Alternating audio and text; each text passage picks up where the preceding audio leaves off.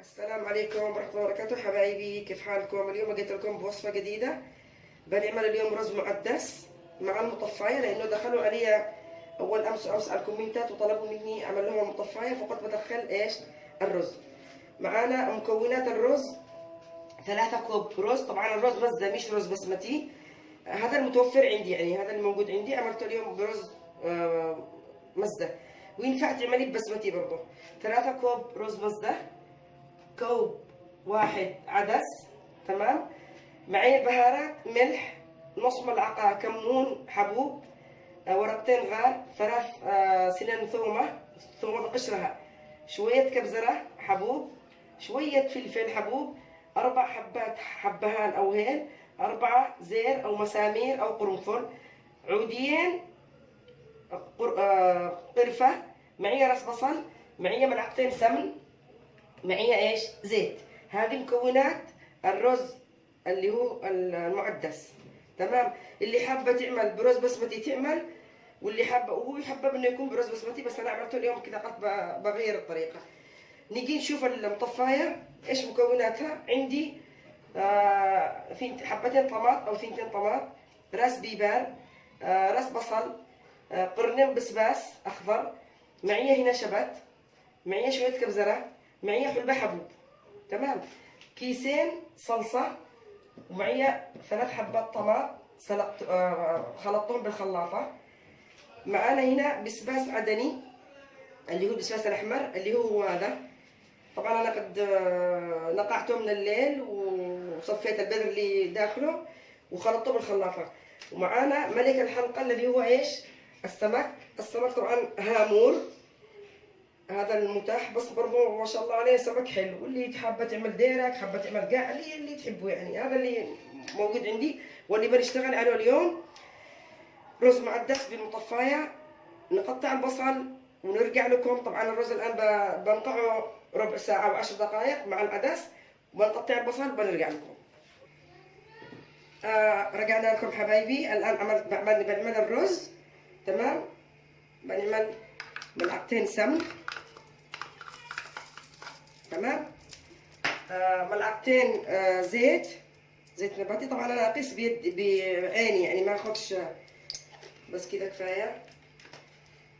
البصل طبعا قطعته قوانح شويه كده، بس السمن يذوب شويه. انزل عليه بايش؟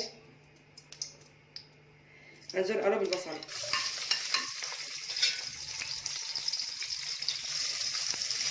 شويه نخلي البصل كده يجبن معانا، يعني شويه كده، ما يكونش يعني لونه ذهبي، لانه الرز الابيض هذا المزه ما يحتاجش يكون.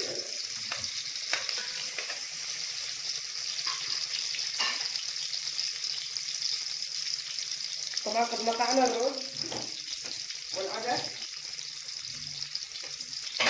نقعته 10 دقائق.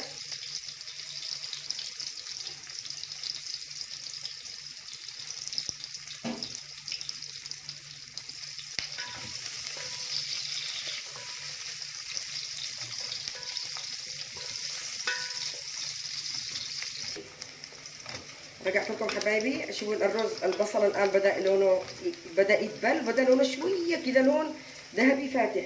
بنزل عليه بالبهارات اللي قلنا: فلفل اسود وكبزره حبوب، معي قرنين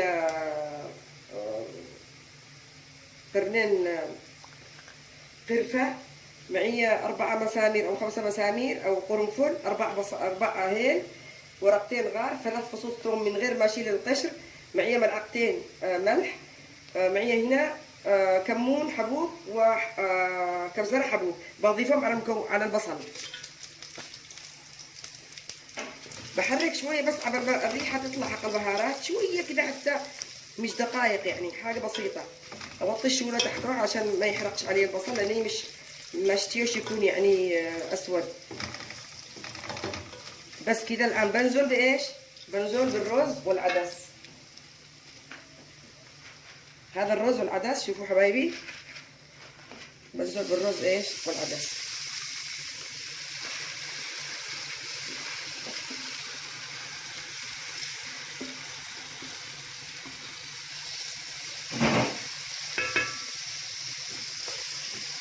ما شاء الله ريحته ما شاء الله مليان في المطبخ، حاجة فاخر من الآخر يعني.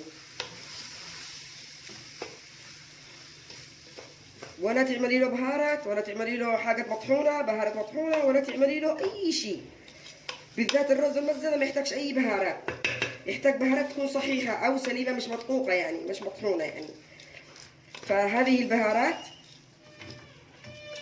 الذي عملناها فقط لا غير، ولا بعمل كمون مطحون، ولا حوايق لحمة، ولا شيء.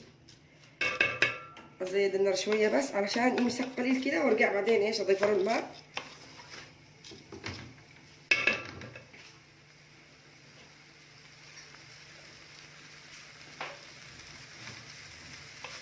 ما شاء الله ريحته مليان تلبين. الآن شوية كده بس عبال ينشف شوية منه مع الرز المتبقي.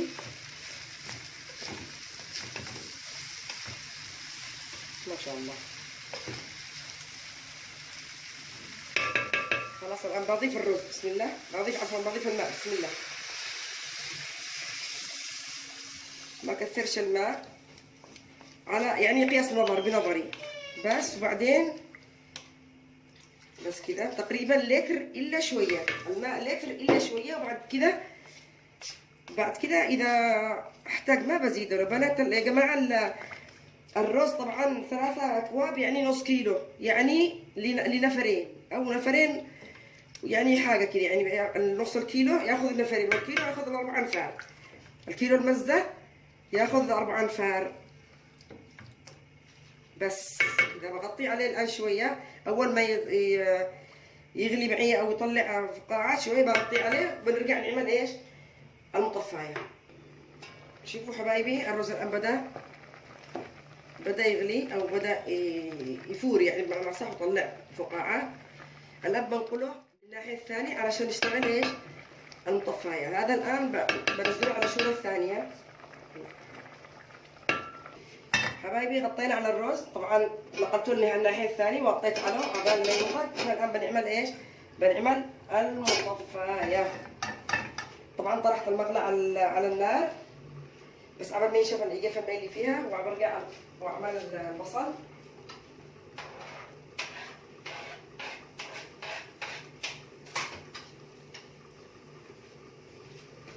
السمك دهنته ببسباس العدني، البسباس الاحمر اللي قلت لكم هذا هو البسباس الاحمر، البسباس العدني. دهنته خلاص جاهز وملحته جاهز للقلي. بنبدا نقلي السمك تمام، وبعدين بنعمل المكونات حق المطفايه.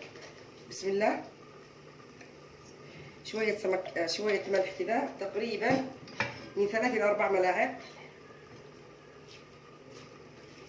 عملت الزيت الان تقريبا من 3 إلى 4 ملاعق تمام. بس لازم الزيت يكون حار علشان السمك ما يلصقش.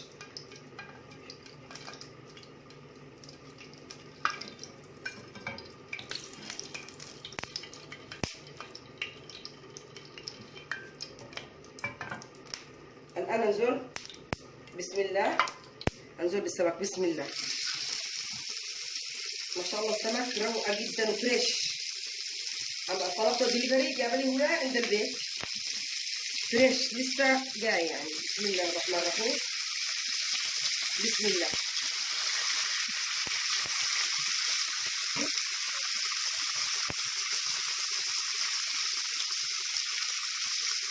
نخليه شوية يستوي ونقلبه على الناحية الثانية، وبعدين نعمل باقي المكونات. ما شاء الله الرز ما شاء الله الآن جاهز. شو ما شاء الله كيف نثري ما شاء الله. بعدين ما نغرفه مع بعض. الرز كده الآن جاهز ما شاء الله، لا قوة إلا بالله. خلاص بنطفي على الرز لأنني نقعته 10 دقائق، عشان كده ما شاء الله نضج معي سريع. حبايبي الآن السمك بعد ما قلبته الآن بطلعه على جنب عشان نشتغل حقه ايش؟ الصوص.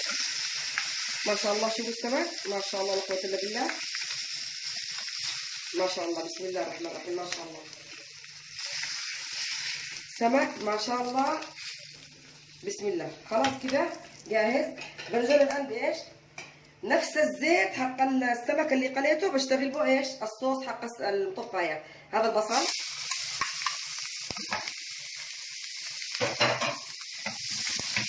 مرميش الزيت، هذا البصل جاهز.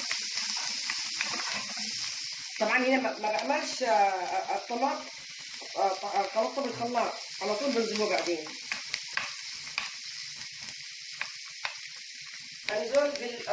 انزل بالصلصه والبسباس العدني، كل واحده له طريقه. في ناس يبدأوا بالبسباس، في ناس يبدأوا بالصلصه، في ناس انا كذا اعمل طريقتي كذا بالطبخ.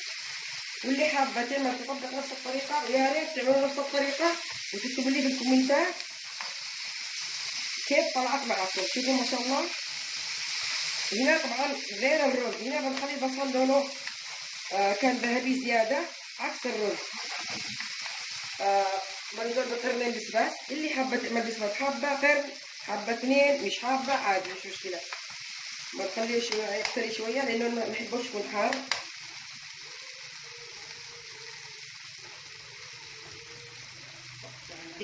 الان حبايبي نضيف ايش؟ الحلبة الحبوب. تمام. نضيف الملح. خلاص. نضيف باقي الخضره اللي هي البيبر اللي كنت وريت لكم فيها والكبزره والشبت، نضيفها على طول ما نتاخرش.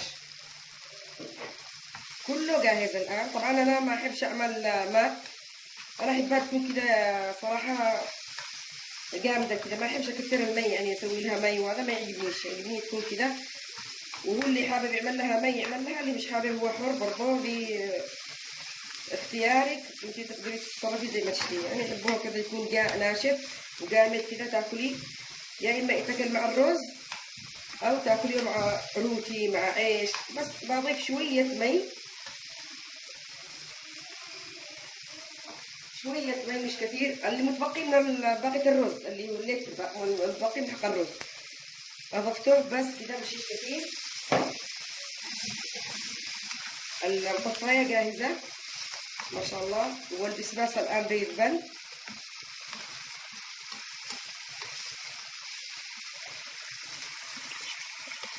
شويه وراجعين حبايبي. حبايبي معليش نسيت الطماطم المطحونه بضيفها، مش مشكله عادي مش مشكله. هي كده كده اصلا بتقلش شويه عشان تنشف بتروح حموضه حقها. اضفت الطماط ونخليها مع بعضها، اخليهم يتفاهموا مع بعض. يعني المكونات حق الصوص مع الطماطم خلي يسدوا مع بعض يتفاهموا شويه كده. وراجعين لكم حبايبي لحظه. 3. شوفوا الان المطفايه خلاص جاهزه، بس انا تعجبني هكذا تكون جامده، ما يعجبنيش تكون زياده مي. في ناس يحبوا تكون مي يعني يحبها هكذا. الان بضيف السمك. ما شاء الله السمك لا قوه الا بالله. بسم الله الرحمن الرحيم. بسم الله بسم الله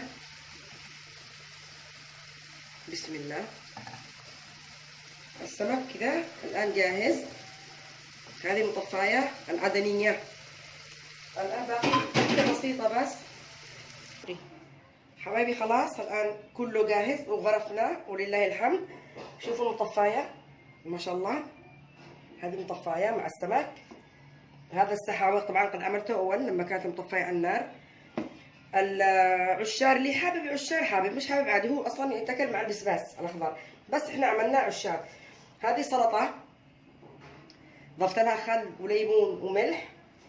واعملوا لي يا ريت تعملوا لي تعليقات وتعملوا لي لايك وتعملوا لي اشتراك، ويا ريت تقولوا لي اللي بتقرب وصفتي اليوم تقول لي كيف طلعت معاها. طبعا انا حضرتهم بالاطباق السفريه، لان انا اعمل طلبيات لزباين يعني فهمتم، يطلبون مني طلبيات فاعمل لهم. معي توصيل ديليفري، معي كل شيء الحمد لله.